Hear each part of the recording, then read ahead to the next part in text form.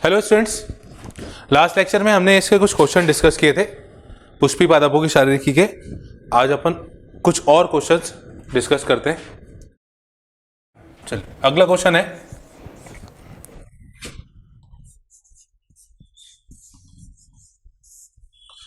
जटिल ऊतक में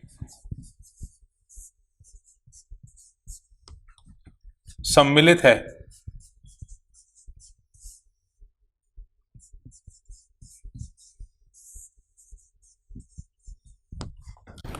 पहला दृढ़ कोशिकाएं, दूसरा पेरेन्काइमा, तीसरा जाइलम,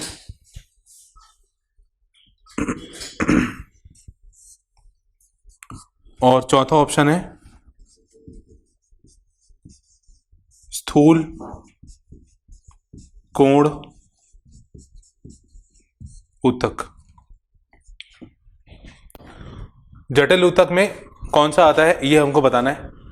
देखिए, दो तरह का ऊतक होता है, एक तो सरल और दूसरा जटिल। सरल ऊतक जो होता है उसमें पेरेन्काइमा और कोलिनकाइमा और स्क्लेरेन्काइमा, पेरेन्काइमा, स्थूल कोण ऊतक और दृढ़ ऊतक ये आते हैं। और जटिल ऊतक जो होता है मतलब एक से ज्यादा कोशिकाओं का बना होता है और इसमें जाइलम और फ्लोएम आते हैं। तो अपन यहाँ ऑप्शन मैच कर लेते हैं। दृढ़ ऊतक, पेरेन्काइमा और स्थूल कोण ऊतक ये सब सरल ऊतक के प्रकार हैं, जबकि जाइलम जो है ये जटिल ऊतक का प्रकार है।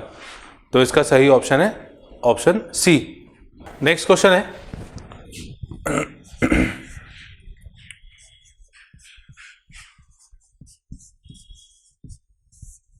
कोशिका भित्ति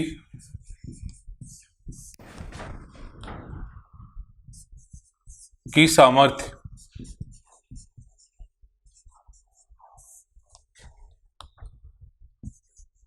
और कोशिका भित्ति की सामर्थ्य जिस पदार्थ के कारण होती है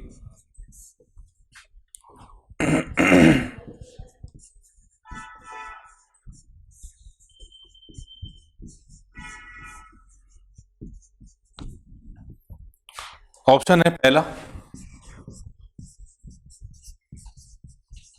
सुबेरिन, दूसरा ऑप्शन है सेल्यूलोज, तीसरा ऑप्शन है लिग्निन और चौथा है पेक्टिन। कोशिका भित्ति की सामर्थ्य मतलब कोशिका भित्ति की जो मजबूती होती है वो मजबूती किसके कारण होती है, ये हमें एक ऑप्शन हमें सिलेक्ट करना है।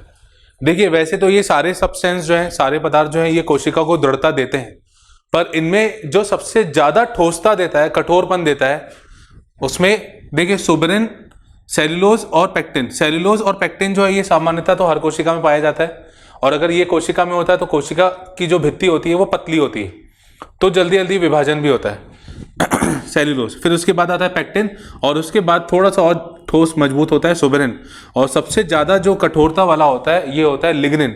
तो जितनी भी लिग्निन वाली कोशिकाएं होती हैं, जैसे जाइलम तंतु या जो भी तंतु होते हैं या दृढ़ ऊतक होता है, उसकी भित्ति में लिग्निन होता है, और लिग्निन के कारण ही अंदर का भाग जो होता है वो मृत हो जाता है, जिसके कारण वहां पे जो वो ऊतक होता है वो यांत्रिक सहारा देने लगता है। तो इसका सही आंसर है ऑप्शन सी। नेक्स्ट क्वेश्चन,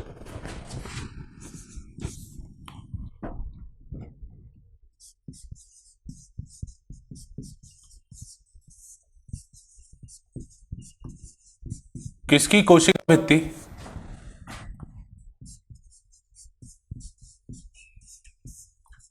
में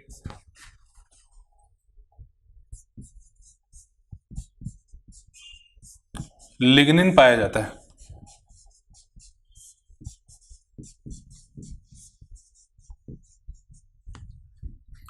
किसकी कोशिका भित्ति में लिग्निन पाया जाता है? पहला ऑप्शन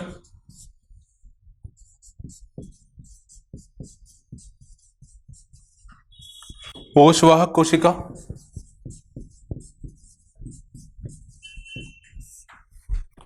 दूसरा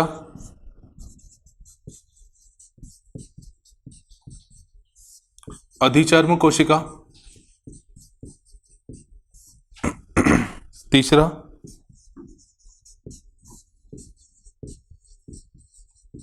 ऐधा कोशिका, और चौथा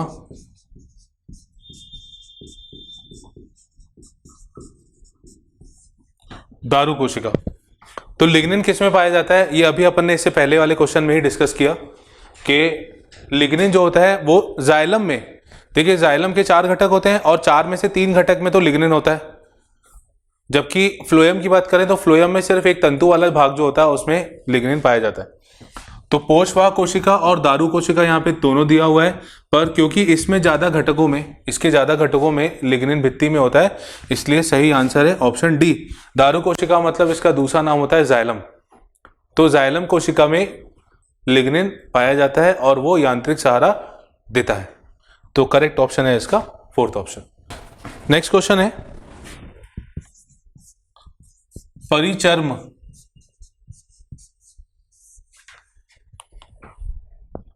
परिचर्म बना होता है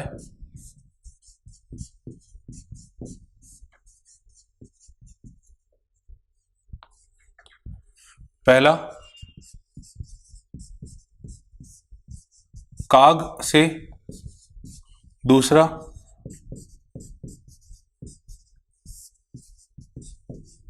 कागजन से, तीसरा कागस्तर से, और चौथा इन सभी से। मेरे ख्याल से इसका ऑप्शन तो आप बता सकते हो। परिचर्म मतलब देखिए जो अंदर वाली जो वल्कुट कोशिकाएं होती हैं, मतलब नॉर्मली जिसको अपन सिंपल शब्दों में वल्कुट कोशिकाएं कहते हैं, वल्कुट कोशिकाओं में कुछ बदलाव होता है और वो कॉर्क कैम्बियन यानी कागजन बनाते हैं। कागजन, फिर ऊपर काग और नीचे कागस्तर, और इन तीनों को मिला के अपन कहते हैं परिचर्म। तो यहाँ पे तीनों ऑप्शन दिए और चौथा ऑप्शन है इन सभी में। ठीक है, तो ये सभी मिलाकर, मतलब इन सबको मिलाकर अपन परिचर्म कहते हैं। तो परिचर्म क्या होता है, काग, कागजन और कागस्तर से बनने वाला भाग। इसका करेक्ट ऑप्शन 4th ऑप्शन। अगला क्वेश्चन है एक बीजपत्री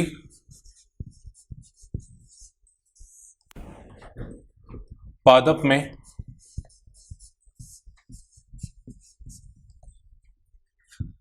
कलम रोपण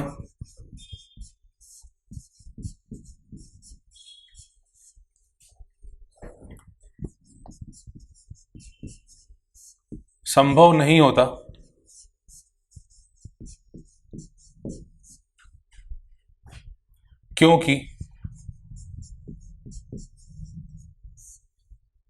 क्योंकि इनमें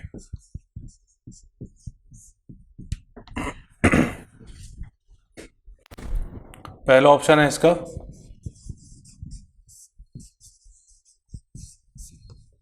ऐधा नहीं होता है,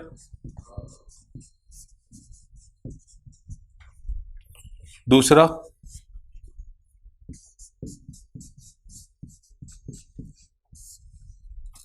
पत्तियों में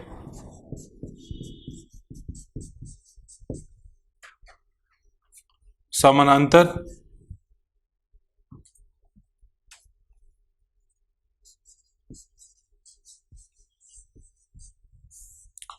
शिरा विन्यास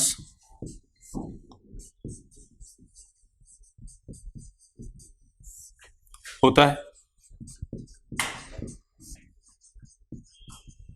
तीसरा ऑप्शन है इसका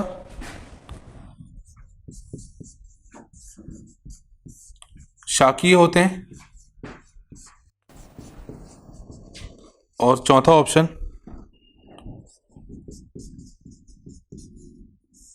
संवहन पूल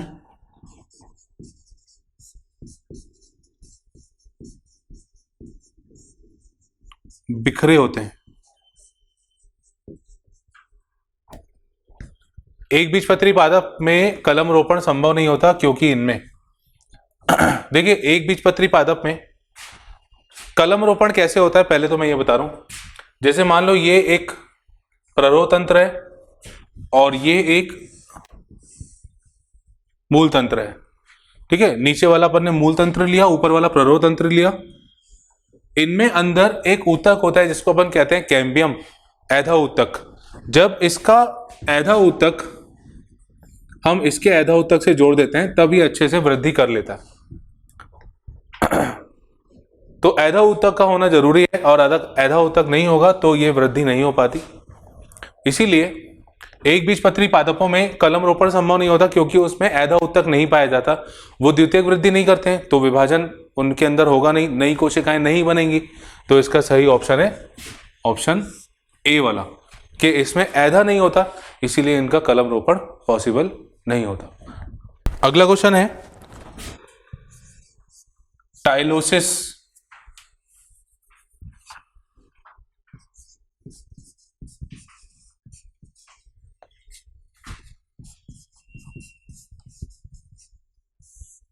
टाइलोसिस होते हैं।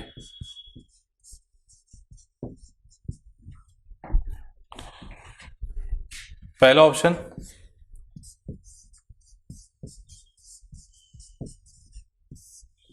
द्वितीयक पोषवाह में,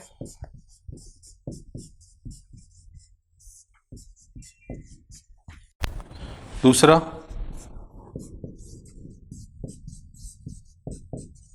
द्वितीयक जाइलम में,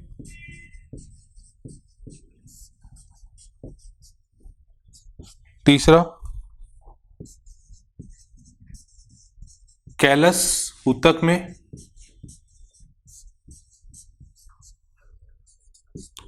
चौथा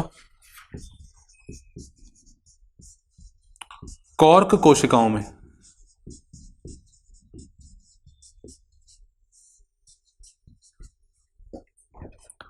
टाइलोसिस क्या होता है पहले तो टाइलोसिस समझिए। जैसे जाइलम पेरेन्काइमा जो होता है, जाइलम पेरेन्काइमा जो बाद में जाइलम बनता है उसमें मुख्यतः जैसे ये जाइलम वाला भाग है, इसमें अंदर की तरफ थोड़ा सा फूला हुआ भाग बन जाता है। कुछ इस तरह की संरचना यहाँ पे देखने मिलती है। और ये जाइलम में जो पेरेन्काइमा ऊतक अंदर की तरफ प्रेजेंट होता है उसके कारण होता है।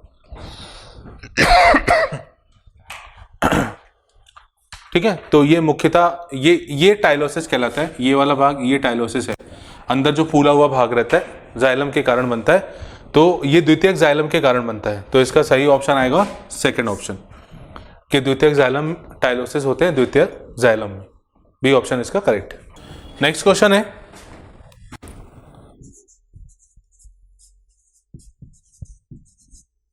रेफाइट्स होते हैं,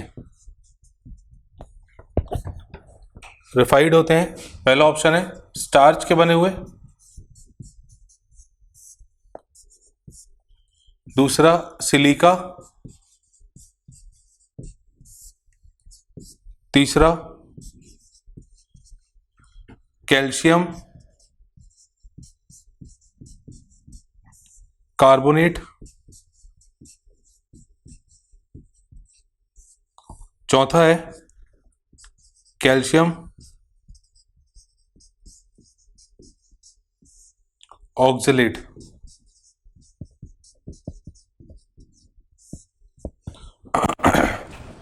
जैसे अपन ने पढ़ा था सिस्टोलिथ के बारे में, सिस्टोलिथ जो होता है वो कैल्शियम कार्बोनेट का बना होता है। इसी का एक दूसरा रूप होता है जिसको अपन कहते हैं रेफिड। रेफाइट्स जो होते हैं ये मुख्यतः कैल्शियम ऑक्जेलेट के कण होते हैं, क्रिस्टल होते हैं, रवे होते हैं। तो इसका सही ऑप्शन आएगा कैल्शियम ऑक्जेलेट। स्टार्च के तो कोई ऐसे कण बनते नहीं है, और स्टार्च तो एक संचय भोज्य पदार्थ है जो पादपों में पाया जाता है। सिलिका कुछ जिम्नोस्पर्म की पत्तियों में होता है, और कैल्शियम ऑक्जेलेट जो इकट्ठा होता है तो उसके कारण जो संरचना बनती है उसे अपन ग्रेफाइट कहते हैं। तो इसका करेक्ट ऑप्शन है फोर्थ ऑप्शन। नेक्स्ट क्वेश्चन है इसमें वायु ऊतक बनते हैं।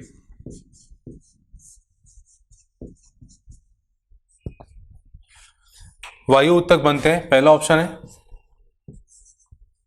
दृढ़ ऊतक में,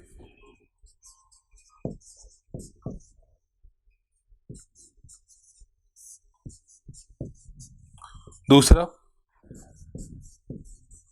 मृद ऊतक में, तीसरा फ्लोएम में, और चौथा इनमें से कोई नहीं। तो वायु ऊतक थोड़ा सा मैं याद कर रहा हूं, पेरेन्काइमा जो होता है, पेरेन्काइमा में कुछ रूपांतरण होते हैं। जब वो छड़ के जैसी लंबी कोशिकाएं हो जाती हैं तो उसे अपन कहते हैं प्रोजेनकाइमा, और जब उनमें बीच में खाली जगह वायु आ जाती है तो उसे अपन कहते हैं वायु ऊतक। और वायु ऊतक जो होता है वो मुख्यतः उत्प्लावकता का काम करता है। वायु ऊतक जो होता है उन पादपों में होता है जो मुख्यतः पानी में पाए जाते हैं, क्योंकि उसके कारण वो हल्के हो जाते हैं। वायु ऊतक अंदर आने के कारण वो हल्के हो जाते हैं और वो सतह पर तैरने लगते हैं। तो ये पेरेन्काइमा का बना होता है, और दूसरा जलीय पादपों में होता है। तो वायु ऊतक बनते हैं, दृढ़ ऊतक में नहीं आएगा। मृद ऊतक ये पेरेन्काइमा दिया हुआ है, फ्लोएम में है और कोई नहीं, तो इसका करेक्ट ऑप्शन आएगा मृद ऊतक, सेकंड ऑप्शन। नेक्स्ट क्वेश्चन है,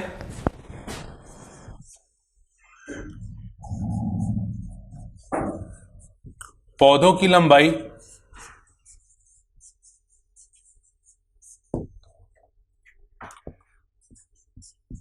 में बढ़ोतरी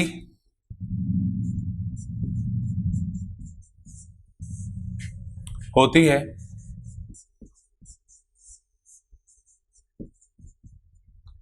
पौधों की लंबाई में बढ़ोतरी होती है। पहला ऑप्शन पार्श्व विभज्योतक के द्वारा,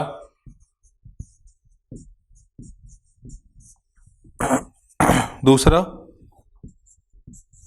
शीर्ष विभज्योतक के द्वारा, तीसरा त्वचा जन के द्वारा, चौथा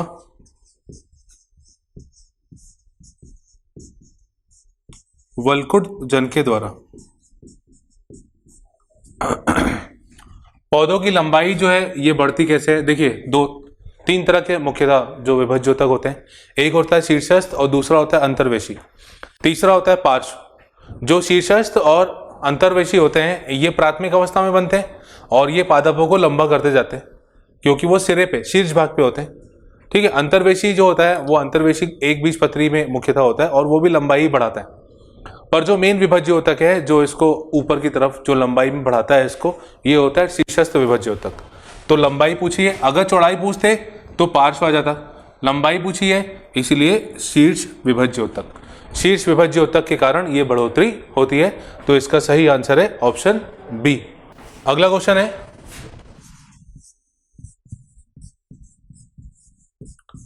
कोशिकाओं का समूह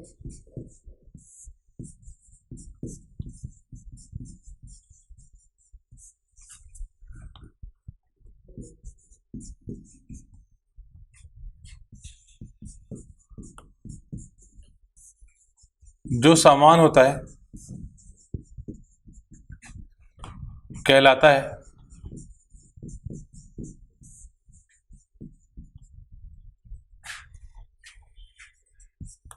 पहला अंग,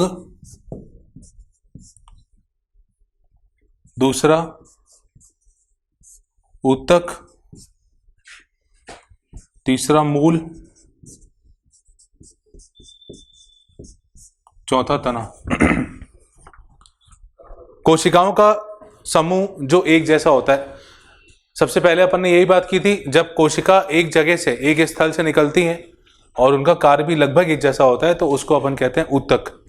तो कोशिकाओं का समूह जो समान होता है उसको अपन कहते हैं ऊतक यानी टिश्यू। तो इसका करेक्ट ऑप्शन है सेकंड ऑप्शन।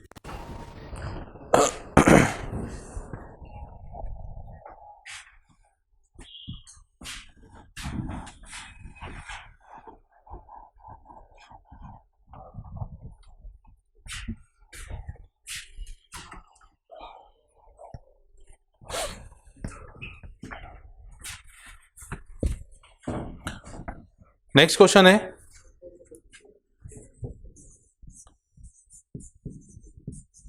पाइनस स्तंभ में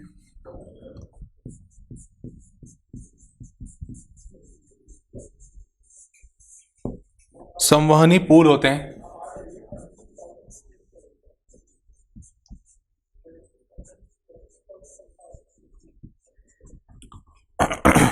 पाइनस स्तंभ में संवहनी पुल होते हैं। पहला ऑप्शन है अरीय, सेकंड ऑप्शन है समपार्श्विक,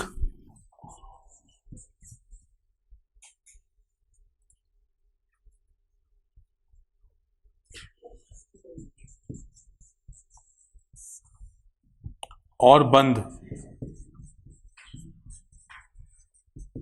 तीसरा ऑप्शन है समपार्श्विक,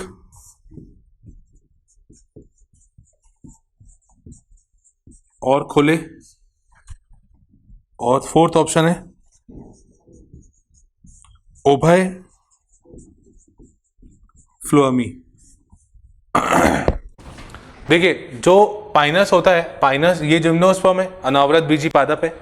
अनावृत बीजी पादप में द्वितीयक वृद्धि तो होती है, ठीक है। तो द्वितीयक वृद्धि होने के कारण उसमें जो संवहन बंडल होंगे वो खुले प्रकार के होंगे। खुले में क्योंकि कैम्बियम होता है, तो एक ऑप्शन तो देखिए ये समपार्श्विक और बंद, ये तो बाहर हो गया।